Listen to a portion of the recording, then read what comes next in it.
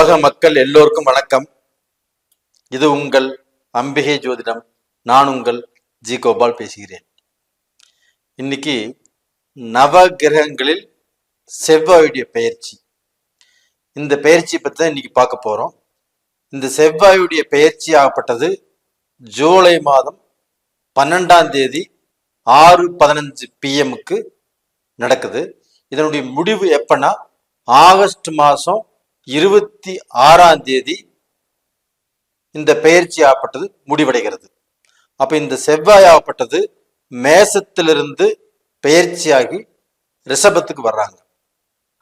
அப்படி ரிஷபத்துக்கு வரக்கூடிய இந்த செவ்வாய் பகவானுடைய பெயர்ச்சி மேச ராசிக்காரங்களுக்கு எப்படி இருக்கும், இதை பத்தி தான் இந்த பதிவில் நம்ம பார்க்க போறோம்.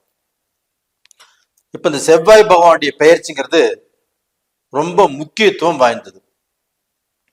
ஏன்னா பூமிகாரகன் அப்படின்னு சொல்லக்கூடியது இந்த செவ்வாய் பகவான் தான். ரத்தத்துக்கு சம்பந்தப்பட்டதும் இந்த செவ்வாய் பகவான் தான்.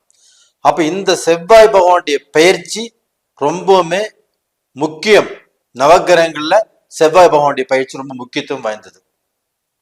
அப்ப இந்த செவ்வாய் பகவானுடைய பயிற்சி மேச ராசிக்காரங்களுக்கு எந்த விதமான பலனை கொடுக்கவிருக்கிறது அப்படிங்கிறத பார்க்கலாம். இப்ப செவ்வாய் பகவானுடைய பெயர்ச்சி எடுத்துட்டீங்கன்னா பதவி சம்பந்தப்பட்டது, ப்ரமோஷன் சம்பந்தப்பட்டது, உங்களுடைய பதவி உயர்வால் நீங்கள் அடையக்கூடிய சந்தோஷம் சம்பந்தப்பட்டது. அப்ப டோட்டலா பாத்தீங்கன்னா ஃபர்ஸ்ட் இந்த மேச ராசிக்கு இந்த செவ்வாய் பகவான் ஆப்பட்டது பெயர்ச்சியாகி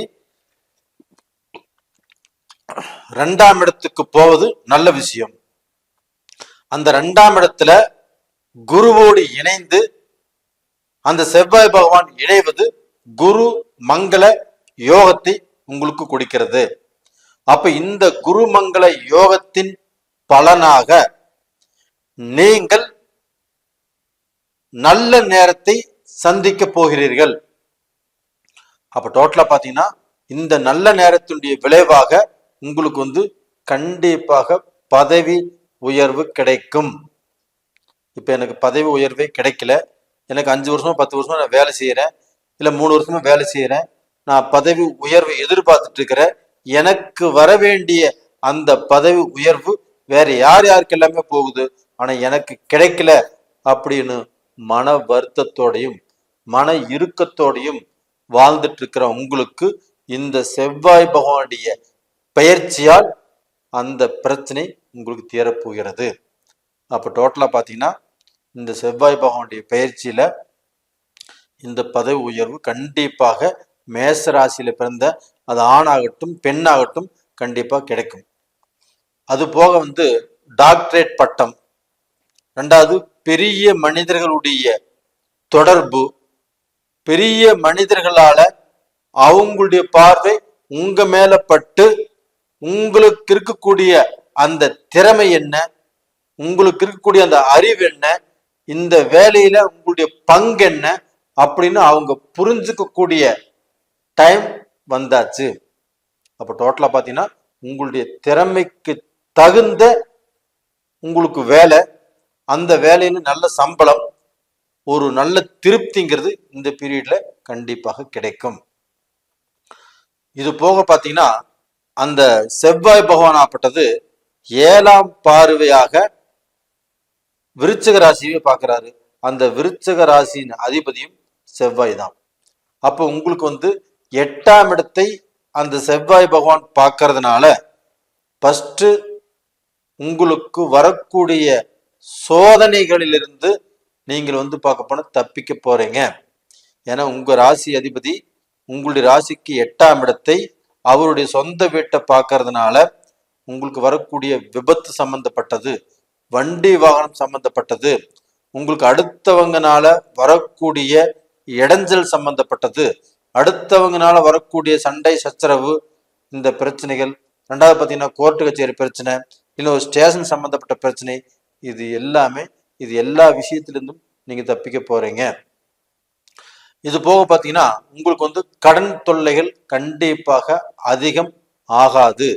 அந்த இருக்கக்கூடிய கடன் பிரச்சனையிலிருந்து நீங்கள் ரிலீஃப் ஆவதற்குண்டான வாய்ப்பு உங்களுக்கு வந்துருச்சு.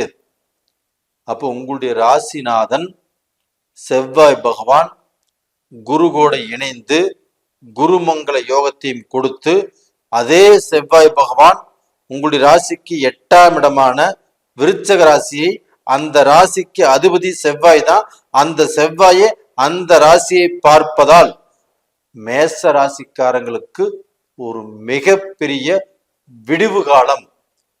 இப்ப இது நாள் வரைக்கும் அந்த சனி பகவான் 3ஆம் பார்வையாக செவ்வாயை பார்த்துட்டு இருந்தாரு. இது தப்பு இல்லை. இது போக பாத்தீங்கன்னா அந்த செவ்வாய் சனியுடைய பார்வையிலிருந்து விலகி குரு கூட சேர்றாரு. இது ரொம்ப ரொம்ப முக்கியம். ரெண்டாவது, அந்த குரு பகவானும் 7ஆம் பார்வையாக உங்களுடைய 8ஆம் இடத்தை பார்க்கிறாரு. சபாஸ், இது அருமையான ஒரு டைம். அப்போ அந்த 8ஆம் இடத்தை அந்த குருவும் செவ்வாயும் இருவரும் பார்க்கறதுனால உங்களுக்கு வரக்கூடிய அசிங்கத்திலிருந்து தப்பிக்க போறீங்க. உங்களுக்கு வரக்கூடிய ஆபத்திலிருந்து தப்பிக்க போறீங்க. உங்களுக்கு வரக்கூடிய கண்டத்திலிருந்து தப்பிக்க போறீங்க. உங்களுக்கு வரக்கூடிய கண்டங்கள் வண்டி வாகனத்தில் இருந்தாலும் சரி, அடுத்தவர்களால் இருந்தாலும் சரி, கண்டிப்பாக அதிலிருந்து தப்பித்து நல்ல வாழ்க்கை வாழ்வதற்குண்டான சூழ்நிலை உங்களுக்கு வந்தாச்சு. அப்ப அந்த குரு பகவான் ஆப்பட்டது உங்களுக்கு 8ஆம் இடத்தை பார்க்கறதுனால கண்டிப்பாக 8ஆம் இடத்தையும் பார்க்கிறாரு, உங்க ராசிக்கு 10ஆம் இடத்தையும் பார்க்கிறாரு. இதனால பாத்தீங்கன்னா உங்களுக்கு வந்து தொழில் வியாபாரம் இது கண்டிப்பாக நல்லா இருக்கும். நீங்க செய்யக்கூடிய பிசினஸா இருந்தாலும் சரி, நீங்க செய்யக்கூடிய வியாபாரமாக இருந்தாலும் சரி, இந்த வியாபாரத்தை நம்ம செம்மையாக நடத்தி இதுல நம்ம 10 ரூபா சம்பாதிப்போமா அப்படிங்கிற ஒரு கேள்விக்குறியே இருக்காது. அப்ப இந்த வியாபாரத்தை நம்ம செய்யலாம். இந்த வியாபாரத்தை பார்ட்னர் போட்டு செய்யலாம். பார்ட்னர் மூலியமாக நம்ம மூலியமாக நம்மளுக்கு 10 ரூபா லாபம் கிடைக்கும் அப்படிங்கிற நம்பிக்கை வரும். எதுலையுமே அவநம்பிக்கை இருக்காது. அப்ப இது செய்யலாமா வேண்டாமா, செஞ்சா லாஸ் ஆயிருமே, பிரச்சனை வந்துருமே அப்படிங்கிற சொல்லக்கூடிய சூழ்நிலை உங்களுக்கு இந்த செவ்வாய் பயிற்சியில கண்டிப்பா இருக்காது.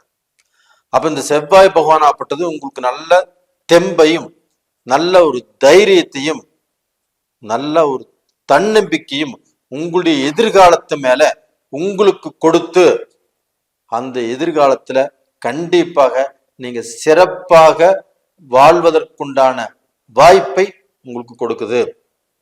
அப்ப அந்த சனி பகவானும் உங்களுக்கு ராசிக்கு 11ஆம் இடத்துல இருக்கிறாங்க. இதுவும் நல்ல விஷயம். குரு பகவானும் உங்களுடைய ராசிக்கு 8ஆம் இடத்தை பார்க்கறாங்க. இதுவும் நல்ல விஷயம். 10ஆம் இடத்தை பார்க்கறாங்க. இதுவும் நல்ல விஷயம். அந்த செவ்வாய் பகவானும் உங்களுடைய ராசிக்கு 8ஆம் இடத்தை பார்க்கறதும் நல்ல விஷயம். அப்ப இந்த சனி குரு செவ்வாய் இந்த 3 கிரகங்களுடைய அந்த அமைப்புகளும் உங்களுக்கு திருப்தியாக இருக்கிறதுனால தாராளமாக நீங்க வந்து இப்போ இடம் மாற்றங்கள் செய்யலாம். இல்லைன்னா இப்போ நீ இங்கிருந்து சென்னை போகணும், இல்லை பெங்களூர் போகணும், இடம் மாற்றம் பண்ணணும், அப்படி இருந்தாலும் தாராளமாக செய்யலாம்.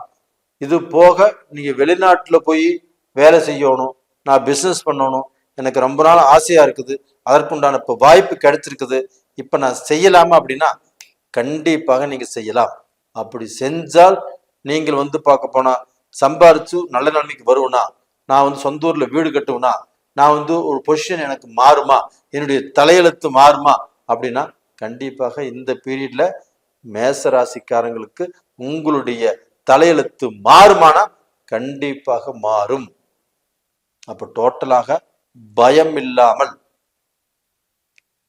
உங்களை பத்திய எந்த ஒரு தாழ்வு மனப்பான்மையே இல்லாமல் நல்லதை நினைச்சு அதன் பலனாக நல்லதை அனுபவிக்க போறீங்க.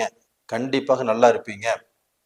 அப்ப டோட்டலா பாத்தீங்கன்னா மேச ராசிக்காரங்க, மேச ராசியில பிறந்த ஆண்கள் பெண்கள் இரு பாலரும் அவங்களுக்கு இருக்கக்கூடிய பிரச்சனைகள் எல்லாமே தீர்ந்து, சங்கடங்கள் தீர்ந்து, உங்களுக்கு இருக்கக்கூடிய குழப்பங்கள் தீர்ந்து ஒரு நல்ல வாழ்க்கை வாழ போறீங்க. அப்ப உங்களை பார்த்து உங்களுடைய வாழ்க்கையை பார்த்து அடுத்தவங்க பொறாமைப்படக்கூடிய அளவுக்கு நீங்க ஒரு வாழ்க்கை வாழ போறீங்க.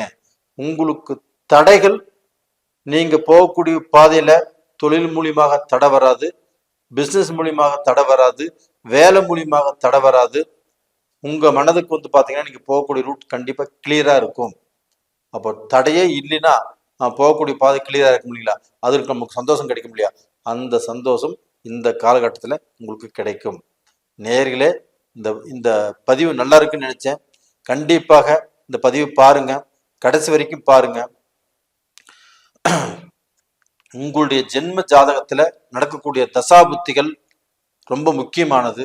அந்த தசாபுத்திகள் சாதகமா பாதகமான கீழே 2 நம்பர் கொடுத்துருக்குறோம். விருப்பப்பட்டவங்க பார்த்து தெரிஞ்சுக்கலாம்.